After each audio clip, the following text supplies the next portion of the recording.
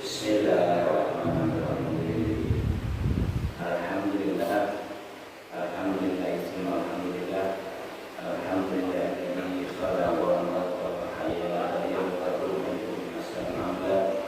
Asyhadu an la ilaha illallah wahdahu la syarika lah wa asyhadu anna Muhammadan abduhu wa rasuluhu la nabiyya ba'dah.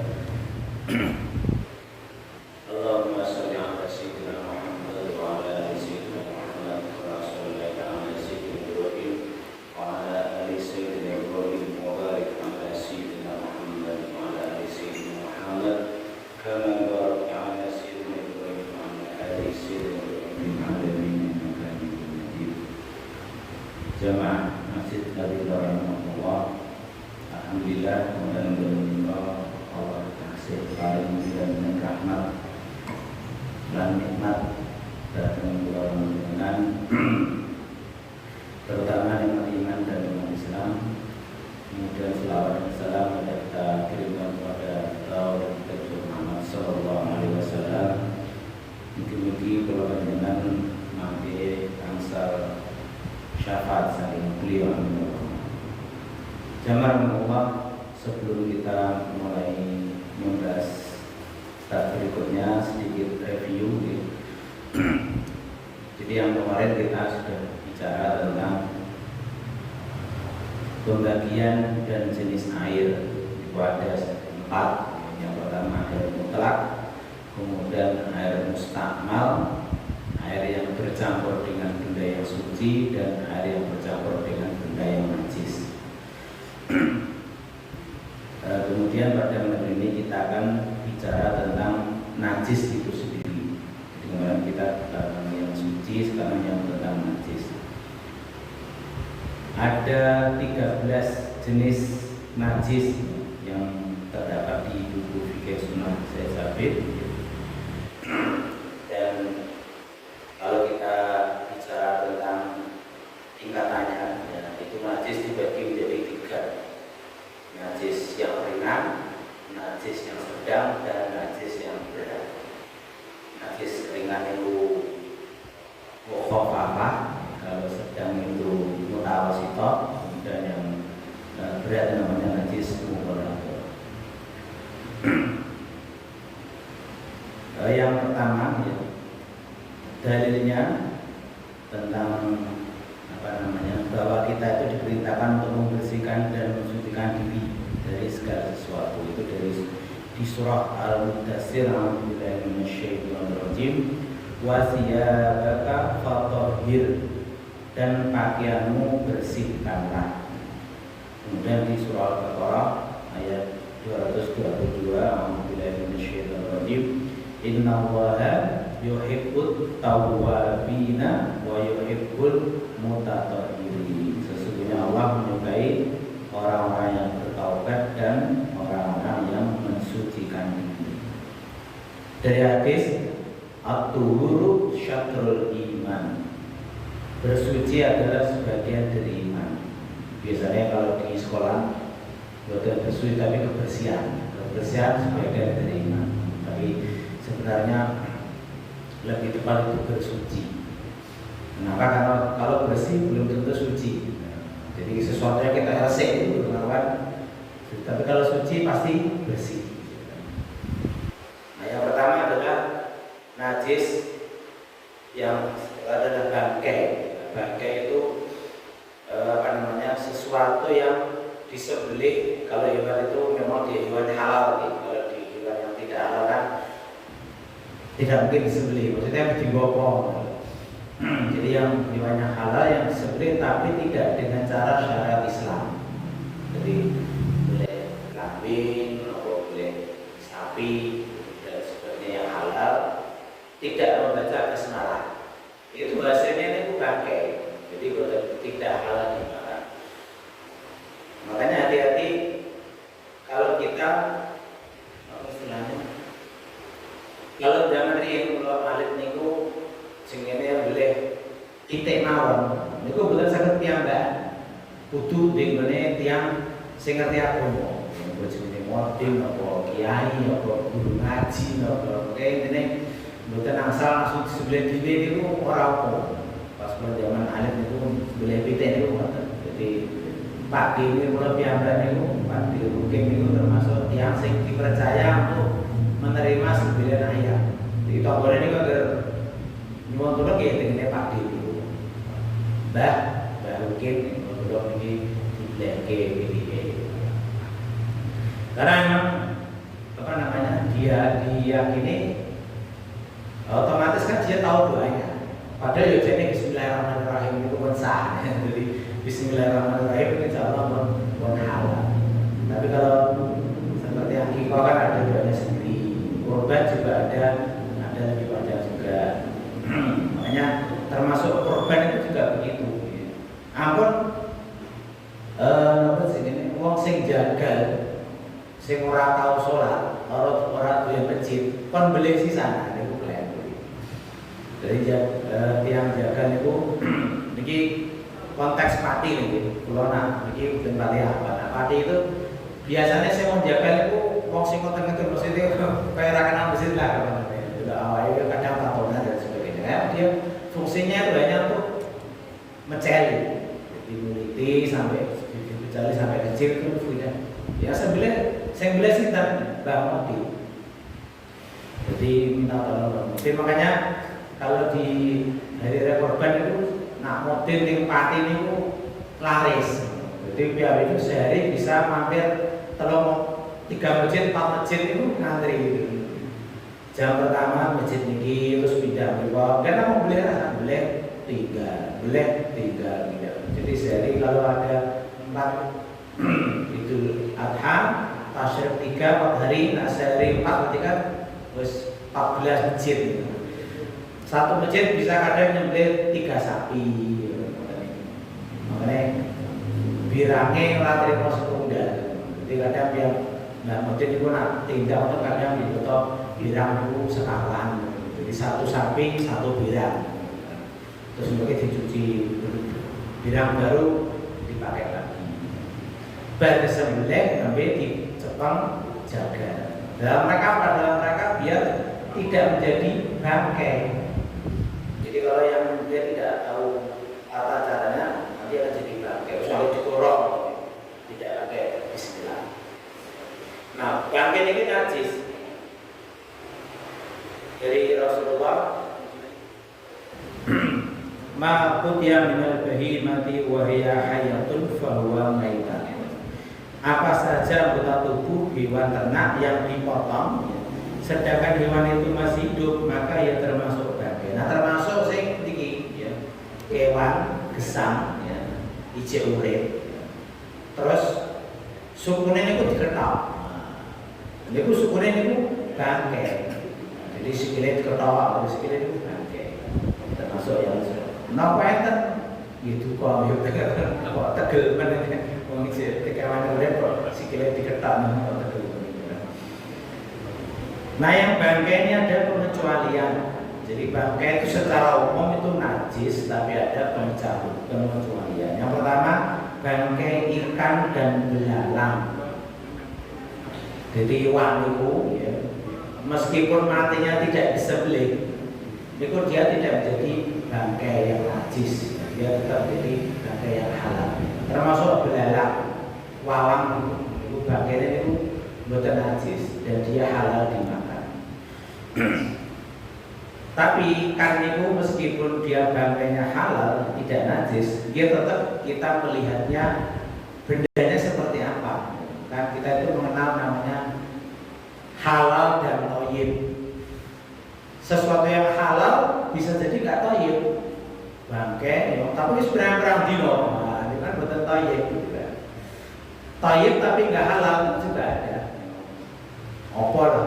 Dengan cari contoh yang enggak ini apik tapi orang halal. Nah, bangkai kita juga ada seperti itu, ikan gitu ya. Nah, baru meninggal mungkin sehari atau berapa itu silakan. Tapi ada kemarin saya melihat video itu salah satunya lagi nanglet itu gitu. Meripaten itu menabang. Nah, itu jadinya kesuwe itu. Jadi iwan musuh kami itu menabrak sanjangnya pun jauh. Nah, itu kita harus milih ikan yang masih segar, jangan ikan yang sudah sudah lama meninggal atau jadi bangkai. Dari hadis, dihalalkan bagi kita dua jenis bangkai dan darah. Adapun dua jenis bangkai yang dimaksud adalah bangkai ikan dan belalang. Sedangkan dua jenis darah adalah hati dan empedu. Yang diharapkan maksudnya gini, darah itu kan yang diharapkan kan yang mengalir, sementara hati dan empedu itu bukan mengalir, tapi dia bahan bakunya sama, yaitu adalah darah.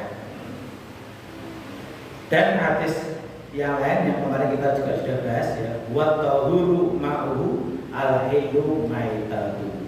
Air laut itu suci ya, dan bangkai di dalamnya itu halal dimakan. Jadi ikan yang meninggal di laut itu baginya itu halal. Yang kedua, bangkai bintang yang darahnya tidak mengalir. Niki boten najis. Seperti semut. Ini kan boten getih, ini boten najis. Jadi makanya dengan enten semut mati niku tercekal. Itu betul bisa wudu karena tidak najis. Lebah dan lain-lainnya yang dia memang tidak ada darahnya. Itu pas kita melihat memegang, itu bukan najis karena dia sesuatu yang suci. Berikutnya tulang, tanduk, bulu, rambut, kuku dan kulit bangkai serta benda-benda yang sejenis dengannya juga suci. Nah, ini himjah pas korban. Ini kan ada tulangnya, ada tanduknya, ada bulunya, ada kukunya, ada kulitnya, itu suci semuanya. Jadi termasuk yang dikecualikan dari kenajisan bangkai. Jadi hewan yang seperti itu khusus untuk kulit, nah, supaya dia sucinya awet, dia harus disamak lebih dahulu. Disamak itu dibersihkan dari daging-daging yang nempel, kemudian dikeringkan sampai kering, kemudian dia bisa disebut sebagai suci yang permanen. Jadi kalau tulang itu sudah termasuk yang bagian adalah suci. Berikutnya adalah darah. Semua jenis darah hukumnya haram, baik darah yang mengalir maupun yang tidak. Contoh darah yang mengalir adalah darah dari hewan yang disembelih dan darah haid. Tetapi darah yang sedikit jumlahnya masih dimaafkan. Allah berfirman, "Au damam masfuhan." Surah Al-An'am ayat 140. Kata Ibnu Jurayj ya, kata al-masfuh dalam hadis adalah darah yang mengalir, sementara darah yang berada dalam urat, rongga tulang daging hewan dan yang dapat dimakan dagingnya masih dimaafkan. Jadi sing nempel. Jadi kalau dibeli niku darahnya ngalir, niku enten sing ditadai terus digodhog, terus disati. Nah, niku nah, kalau yang kertasnya didel, nanti kita kok sareng, itu haram. Jadi tidak boleh makan darah yang mengalir tadi itu. Tapi nasi nempel pribon itu betul apa? Jadi darah yang masih nempel di tulang atau di rongga, kan kadang ayam kan ada sing kadang ting rongga dulu. Itu ketot dimasak, diperiuk itu tidak apa-apa. Karena yang tidak adalah yang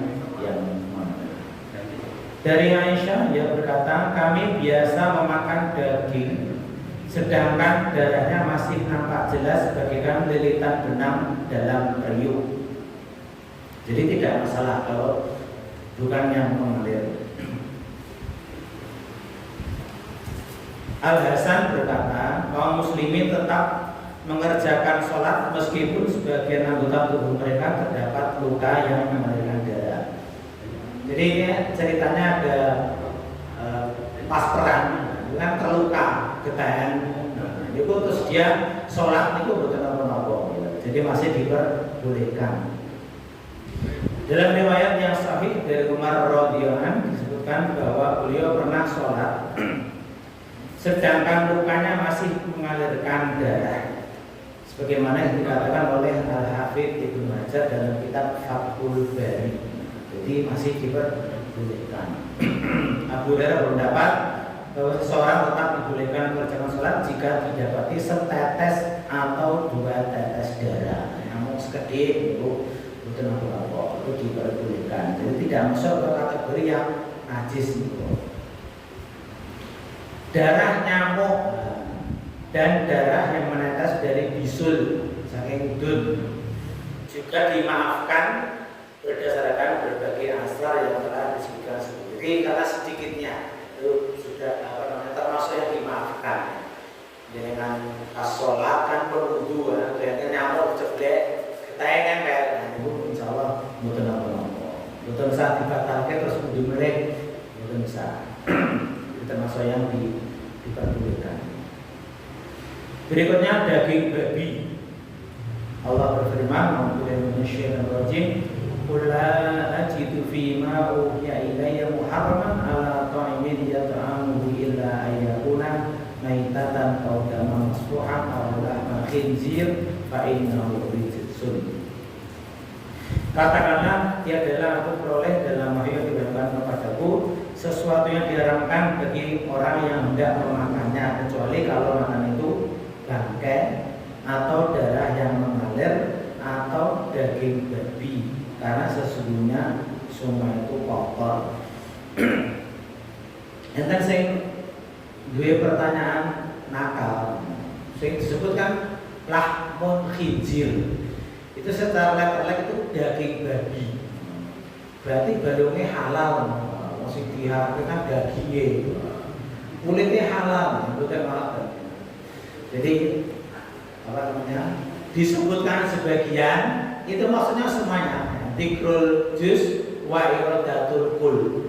Sebutkan daging, tapi maksudnya yo kabeh dagingnya, yo tulangnya, yo kulitnya itu haram semua. Bukan mergo Al-Quran itu lahmun khinzir, ya, daging babi, berarti kulitnya rapopo, berarti tulangnya rapopo. Jangankan yang seperti itu, sing minyak babi aja itu tidak diperbolehkan. Jadi kan ada minyak yang dari babi, bulunya katanya bisa dipakai untuk nopo, karena lebih murah dan sebagainya. Itu juga tidak diperbolehkan. Berikutnya muntah, air kencing dan kotoran manusia. Para ulama sepakat bahwa semua benda di atas, muntah, air kencing dan kotoran manusia pada umumnya adalah najis. Tapi untuk muntah yang sedikit, yang mau segede ya, itu masih dimaafkan. Tapi mabuk kendaraan, biasanya kan saat plastik itu, ini pun najis, karena semua itu sudah keluar dari sini semuanya. Toko Madaran itu banyak. Tapi pas dahar keluar kadang itu siki, itu insya Allah masih bisa dimaafkan. Kemudian kencing, kencing ada pembahasan kencing bayi. Itu dibagi 2, bayi laki-laki dan bayi perempuan. Kalau bayi laki-laki dia masih minum ASI, belum kemasukan yang lain, itu najisnya hanya diperciki air. Jadi biasanya ASI itu eksklusif kalau tidak salah 6 bulan. Jadi 6 bulan itu bayi hanya minum ASI. Nah sudah bulan ke-7, 8 dan sebenarnya pun mulai diparingi bubur, nopo, gedang, itu sudah najis pada umumnya. Tapi kalau dia masih 6 bulan, yang dia hanya minum air susu ibunya, ya, itu dia kalau pipis hanya diperciki air. Tapi bayi perempuan sama hukumnya dengan najis pada umumnya. Jadi harus dicuci. Kok beda? Nah, memang berbeda seperti itu. Jadi kalau bayi laki-laki yang dia masih minum ASI, tidak masukkan yang lain, ya dia cukup diperciki air. Ini dari Ummu Qais, ya. Dia pernah mendatangi Rasulullah dengan membawa bayi laki-lakinya yang belum memakan makanan apapun. Saat itu sang bayi kencing di pangkuan beliau. Lalu Rasulullah meminta air dan memercikkannya pada pakaian yang terkena kencing bayi. Jadi ini ada hadisnya, Nabi pernah gendong bayi yang masih kecil, yang dia belum makan apa-apa kecuali hanya ASI itu di PPC kemudian hanya dipercikin air. Bayi itu laki-laki. Rasul bersabda, "Baulul gulam yundau alaihi wa baulul jariyah yuksar." Kencing bayi laki-laki cukup dipercikkan air, sedangkan kencing bayi perempuan hendaknya dicuci.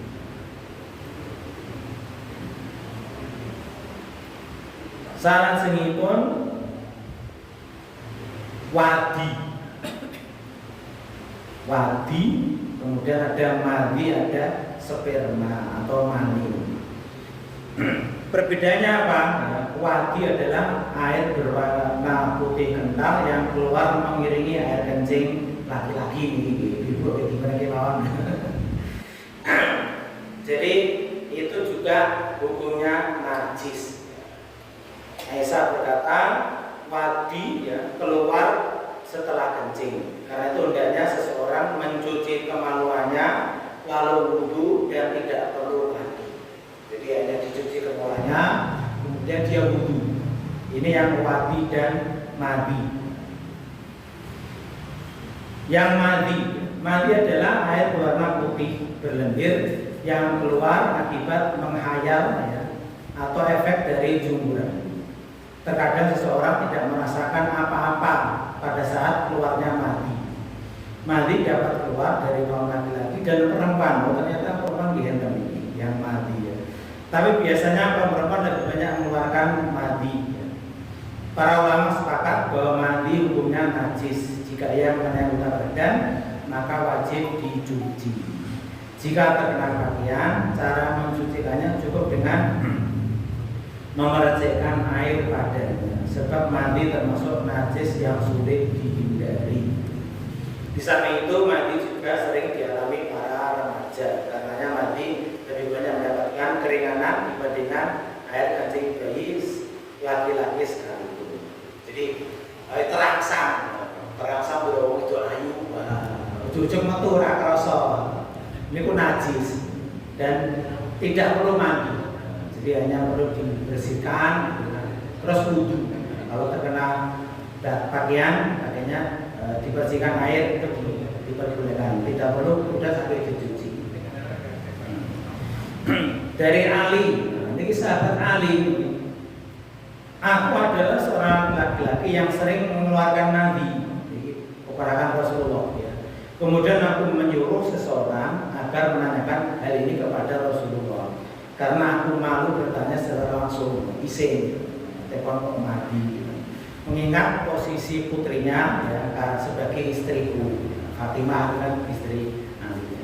Dia langsung menanyakan kepada Rasulullah dan beliau menjawab, berwudulah dan cucilah kemaluanmu. Jadi dicuci kemaluannya, kemudian hanya berwudu, tidak perlu mandi besar.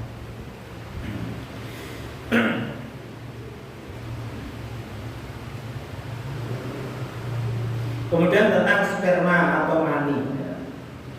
Sebagian orang berpendapat bahwa sperma adalah najis.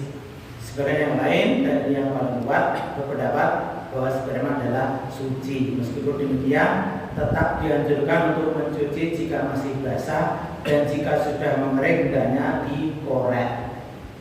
Aisyah berkata, aku sering mengorek sperma dari pakaian Rasulullah jika sudah kering, dan aku mencucinya jika masih basah. Jadi kalau masih basah dicuci, status najis yang lain. Kalau sudah kering cukup dikorek saja, karena ada yang mengatakan itu adalah suci ketika sudah kering. Sesungguhnya posisinya taubannya ingus dan dahak. Jadi diibaratkan seperti ingus dan dahak.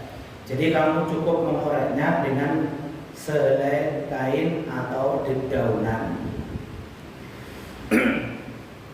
Salah satu pun kencing dan kotoran hewan yang tidak dimakan dagingnya. Kencing dan kotoran hewan binatang yang dagingnya tidak boleh dimakan, hukumnya adalah najis.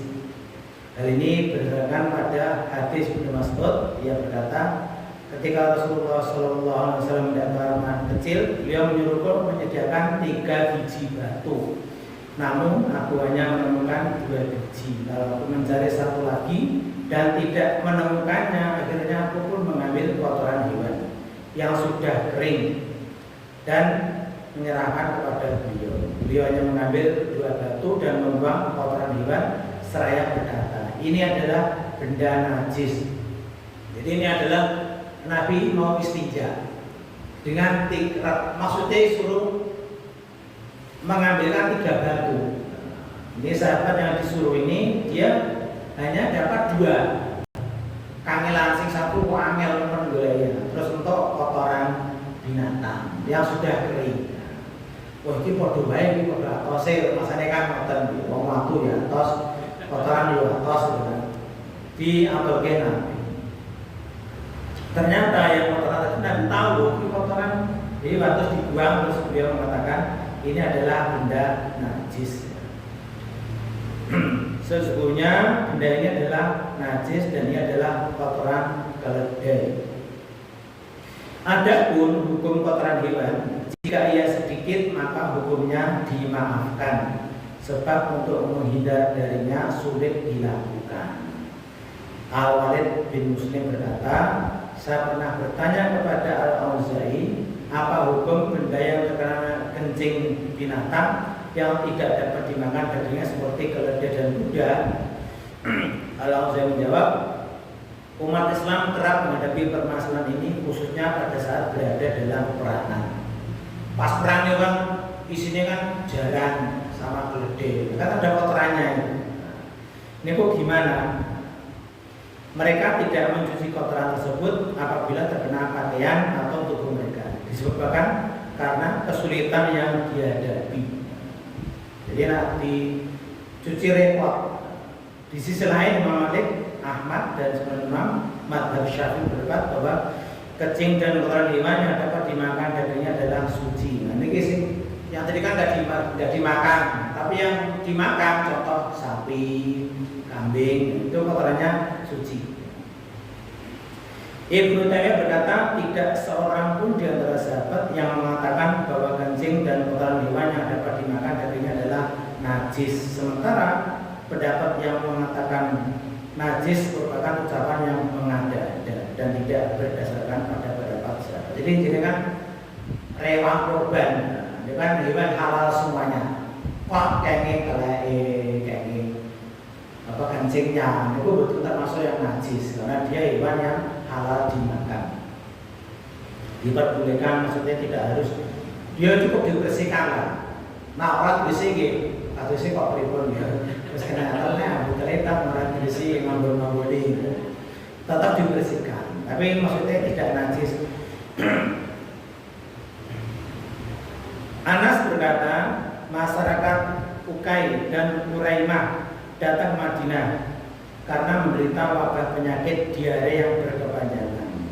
Kemudian Rasulullah memerintahkan mereka agar mencari unta perahan, kemudian meminum air kencing dan susunya. Nah, ini malah diunjuk. Jadi air kencing unta itu malah diminum. Jadi unta itu kan halal. Nah, ini air kencingnya boleh diminum. Tapi yang mau dikias ya, terus oh berarti itu ngombe uyai sapi ya. Aku dikias modal. Terus pedus, angsa, biwa, apa. Nah, ini kan istilahnya memang ada hadis khusus untuk air kencing unta memang sebagai obat. Ya, itu diperbolehkan. Nah, susu jelas ya. Susu kambing juga boleh, susu sapi silakan, susu unta wajar. Tapi air kencing kan kita mau kotoran. Tapi nah untuk khusus unta itu diperbolehkan. Pernah itu Ustadz UBN, Ustadz Bahtiar Nasir itu gambar video minum air kencing unta, langsung viral. Itu Ustadz kok dia unta gitu. Ya bagi yang tidak tahu, tidak pernah baca hadisnya ya kaget gitu. Masa aku ngambil air kencing gitu. Mungkin karena ini ada, kemudian dulu saya pas kuliah di Jogja itu ada, tidak tahu itu kalau benar kalau ngarang gitu. Itu malah malah kencing manusia gitu. Malah dibilang Masya Allah. Itu ya orangnya Cina itu loh, saya lupa. Sudah cuman dia cuma sebentar aja terus hilang dari peredaran. Jadi dia air ini apa kencing manusia itu jadi obat, alhamdulillah. Jadi jangan sampai kita meniru sesuatu yang tidak jelas. Itu ada teman saya itu nyoba, ya Allah Gusti kok secara naluri aja itu sudah nggak masuk akal. Dia langsung di kamar mandi diumbe, astagfirullah. Kok kelakuan gitu. Nah, kalau otak ya memang jelas. Dari dulu juga sudah pernah membaca tentang air kencing unta. Tapi yang lain jangan kemudian dikiaskan karena unta halal, air kencingnya boleh diminum, berarti sapi boleh jangan. Jadi hanya untuk unta mawon. Ibnu Mundir menambahkan, tindakan ulama yang membiarkan masyarakat umum menjual kotoran kambing di pasar. Ada orang yang jual kotoran kambing dan menggunakan kencing unta untuk tujuan pengobatan sejak dulu hingga sekarang tanpa adanya bantahan dan teguran dari mereka. Merupakan salah satu bukti bahwa air kencing unta itu memang suci, ya, jadi diperbolehkan. Tapi ini yang kotoran itu yang dipersoalkan kalau yang di kambing itu. Mungkin bukan untuk obat ya, untuk sesuatu yang lain.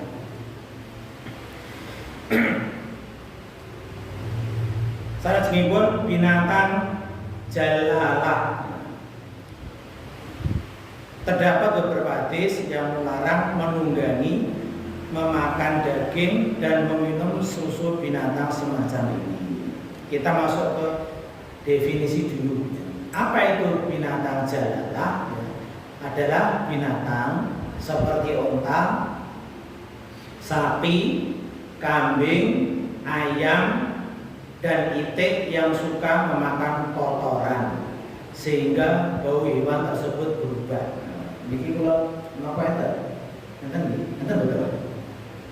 Sapi, kambing, ayam, dan itik. Nah kalau kertasnya itu kambing, itu ngombe dhewe, itu katusnya itu. Tapi nanti disebutkannya ada hewan, maka disebut jalalah istilahnya, yang dia itu makan kotoran dan merubah bau hewan tersebut jadi berubah.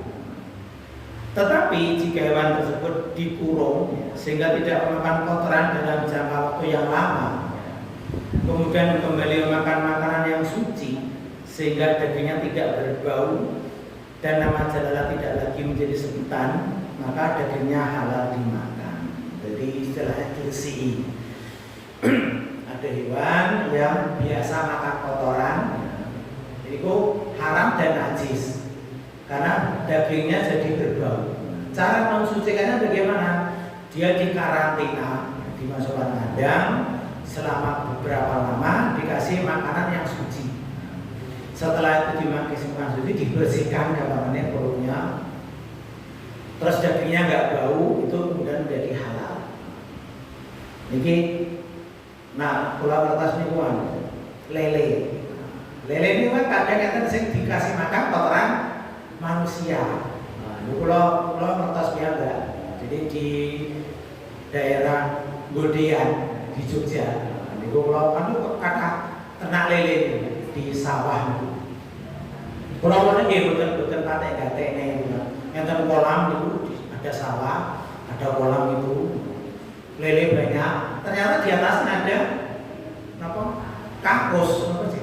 WC, WC plung itu loh. Habis itu langsung dikeroyokan lele. Nanti kelihatan pada itu. Itu ada yang kemudian begini, niku dia harusnya jangan langsung dijual. Harus dia dipisahkan dulu. Niku di karantina, dimasukkan ke air yang bersih, dikasih makan makanan yang suci, ya, nopo sing suci selama beberapa waktu, baru bersih perutnya dari makanan yang najis tadi ya, baru dijual. Tapi kan kita nggak tahu, mungkin mudeng ora. Sing ngangkon lele paham apa mboten ya. Ning dimakani kotoran manusia itu kan nah keluar jendela kita biar mangan tasan ya mesti makanannya ngerti langsung. Jadi harus dibersihkan dulu, dijaring ya, dipindah ke kolam yang bersih airnya, yang betul bersih, terus dikasih makan sesuai dengan kebersihan por nopo sing suci ya, radidamu, baru kemudian boleh dipanen terus dijual. Salah segi pun minuman keras atau khamr. Mayoritas ulama berpendapat bahwa minuman keras atau arak hukumnya najis. A'udzubillahi minasyaitonir rajim. Ya ayyuhalladzina amanu innamal khamru wal maisiru wal ansabu wal azlamu rijsun min amalis syaitan fajtanibu la'allakum tuflihun. Hai orang-orang yang beriman, sesungguhnya khamr, berjudi, berkorban untuk berhala, berundi maksudnya, mengundi nasib, berkorban berarti ya, mengundi nasib dengan panah adalah perbuatan keji termasuk perbuatan setan. Maka jauhilah perbuatan tersebut agar kamu mendapatkan keberuntungan. Sedangkan sebagian ulama berpendapat bahwa khamr adalah suci. Jadi ada yang mengatakan najis, ada yang mengatakan suci. Sebab kata rijsun yang bermakna najis dalam ayat tersebut itu maksudnya najis maknawi. Jadi ada najis maknawi, ada najis hakiki. Di samping itu kata rijsun berkedudukan sebagai predikat dari kata khamr. Di surah Al-Hajj, a'udzubillahi minasyaitonir rajim, fajtanibur rijsa minal awsani wajtanibu qaulaz zur. Maka jauhilah olehmu berhala yang najis dan jauhilah perkataan dusta. Dalam tersebut berhala diartikan najis, tapi najis yang bersifat maknawi sehingga orang mengenalnya tidak najis. Jadi ada perbedaan pendapat ya, ada khamr yang mengatakan itu adalah najis, tapi ada yang mengatakan khamr itu sesuatu yang suci. Dikiaskan dengan benda suci yang lain, termasuk sutra dan emas. Ini haram ya, bagi laki-laki. Jadi laki-laki kan tidak boleh memakai emas, tidak boleh memakai sutra. Tapi bahannya tidak najis. Orang terus nyekel emas terus wudu buatan, nyekel sutra terus wudu buatan. Meskipun dia haram dipakai laki-laki. Ini dikiaskan ke situ. Jadi ada yang, kenapa kalau ada yang bilang khamr itu dia suci? Maksudnya dia rijsunnya itu karena dia maknawi bukan hakiki.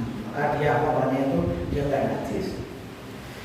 Tapi ada yang mengatakan yo rijsun yo haram yo najis. Tapi terus kemudian ketika membahas emas jadi bingung. Artinya apa? Kalau emas itu haram bagi laki-laki ya, berarti nyekel yo rantok. Berarti kan jadi najis juga. Jadi agak kebingungan di situ. Maka kemudian itulah rahmatnya perbedaan pendapat. Jadi jangan kemudian kita terlep kudune ngene ya, ada banyak pendapat. Sing mengatakan najis silakan, sing mengatakan suci ya monggo. Dua-duanya ada dasarnya diperbolehkan. Salah segi pun anjing hukumnya najis, dan jika ada benda yang dijilatnya maka benda tersebut harus dicuci sebanyak 7 kali, dan yang pertama kali harus dengan debu. Jadi bukan salah satunya ya, karena saya pernah baca tulisan najis anjing itu dicuci 7 kali, salah satunya dengan debu. Ini salah.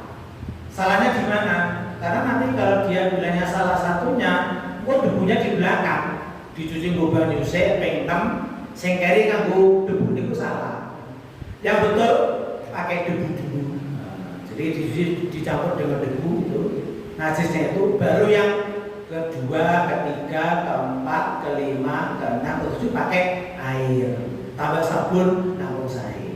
Jadi jangan sampai kita terkecoh dengan kata-kata hadis mughaladah dicuci 7 kali, salah satunya dengan debu. Ini salah paham nanti. Oh, debu dicuci debu yang cucian kelima, salah. Ketujuh apa meneh? Harus yang pertama. Jadi ada najis mughaladah, yang pertama harus dengan debu, baru yang kedua, 3 sampai 7 dengan air. Ini banyak yang kemudian salah paham. Mergo tulisannya ngoten, 7 kali, salah satunya itu sana. Harus yang pertama, apa namanya, basuhan pertama atau cucian pertama harus dengan debu. Ada seorang profesor dari Universitas Indonesia, debu yang terbaik untuk mencuci kotoran anjing itu dengan tanah liat, karena dia mengandung zat nopong ya, anggota apa. Jadi zat itu yang bisa menghilangkan bakteri-bakteri di anjing, di liurnya dan sebagainya. Jadi anjing itu mengandung bakteri. Kenapa kok pakai debu? Ada debu itu ada kandungan untuk menghilangkan bakteri itu. Nah, salah satu sejenis tanah sing paling saya itu menurut beliau sing meneliti itu dengan tanah liat. Lempong itu. Habisnya sucinya bejana seseorang dari kalian apabila jilat anjing adalah dengan mencuci sebanyak 7 kali. Yang pertama kalinya, ini hadisnya jelas. Hadisnya mau jelas. Yang pertama kalinya harus dicampur dengan debu. Ulahunna biturab.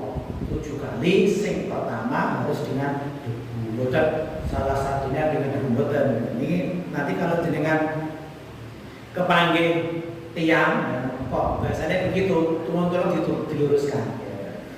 Hadis mughaladah dicuci 7 kali, salah satunya juga salah. Disalahkan. Harus yang pertama, karena nanti kalau salah satunya bisa yang kedua, ketiga, maka ketujuh. Jadi yang pertama kenapa? Karena biar langsung bersih bakterinya, langsung hilang, ya. Baru dengan air. Termasuk yang ketika dia menjilat bejana, jadi tempat minum hewan yang lain atau tempat minum kita kok dijilat anjing, itu juga harus dicuci 7 kali. Termasuk pakaian itu juga sama. Ketika terkena jilatan anjing ya, harus dicuci 7 kali. Yang pertama dengan debu. Jadi tidak tidak yang salah satunya ya, harus yang pertama kali harus dicuci dengan namanya hadis najis mughaladah. Ini ya najis yang paling berat. Maka hati-hati ya. Nah, kepanggil segawon niku yo esuk daripada repot nyuci data ping 7 nganggo debu barang, nanti kita pindah aja lagi atau gimana cara. Niki mawon itu termasuk rahmat. Kenapa? Karena umat zaman dahulu sebelum kita itu ketika kena najis itu bukan asal dicuci. Caranya gimana? Digunting, dibuang. Jadi kalau apalagi najis mughaladah, jilat sarung, ya sarungnya digunting, dibolongin dibuang. Nah, umat Rasulullah kan mendapatkan rahmat keringanan dengan cara boleh dicuci. Alhamdulillah kita semua menjadi umat Rasulullah ya, akhir zaman mendapatkan kemudahan dalam hal bersuci, meskipun ya, fitnah di zaman akhir lebih banyak ya, daripada zaman yang dahulu. Maka kalau katakan kita akhiri dengan alhamdulillah dan kafaratul majelis. Alhamdulillahirabbil alamin. Subhanallahumma wa bihamdika asyhadu an la ilaha illa anta astaghfiruka wa atubu ilaik. Assalamualaikum warahmatullahi wabarakatuh.